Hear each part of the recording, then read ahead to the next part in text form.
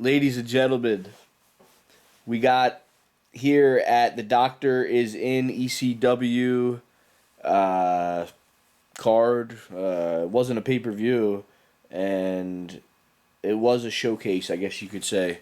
Um, so we got the franchise Shane Douglas going up against Pitbull number two, and the hype is because franchise broke Gary Wolf's neck. I didn't know that this was going on this early. I remember this at Barely Legal and all the hype up to that match, but I did not know that it was going on in this summer of '96. It was a long, brawling match. Very typical ECW kind of match. A long, drawn out brawl.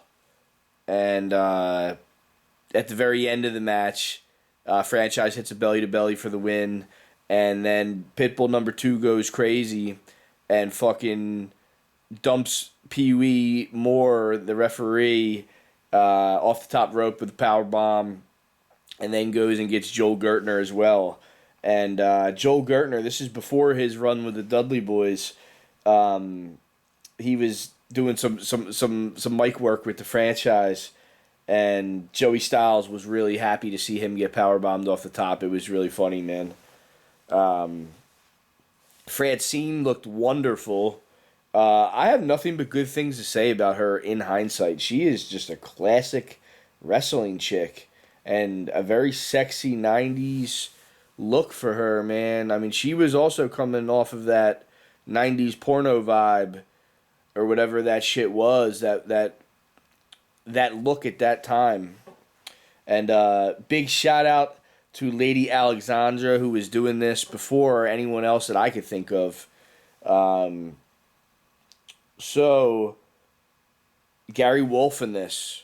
Gary Wolf goes off in the interview before the match, talking about how he will never give up pro wrestling, and he's in there with a halo around his neck or whatever you want to call it. And yeah, still, when I see this to this day, I don't know if Gary Wolf breaking his neck was a work or not.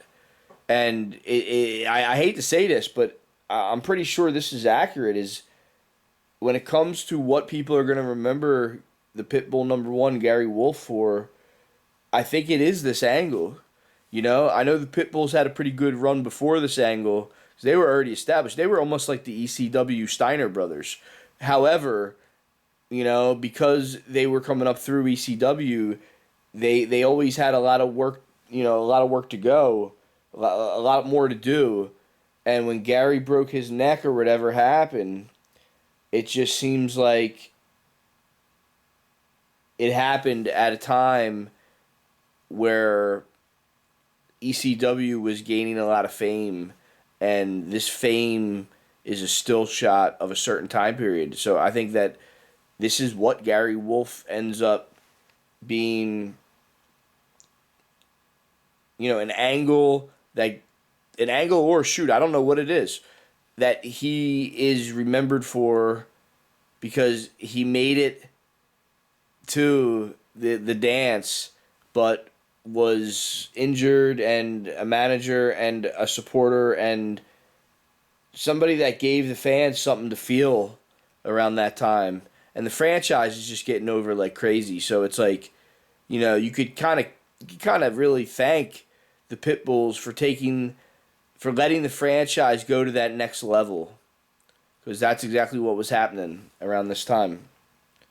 So yeah, that concludes this match.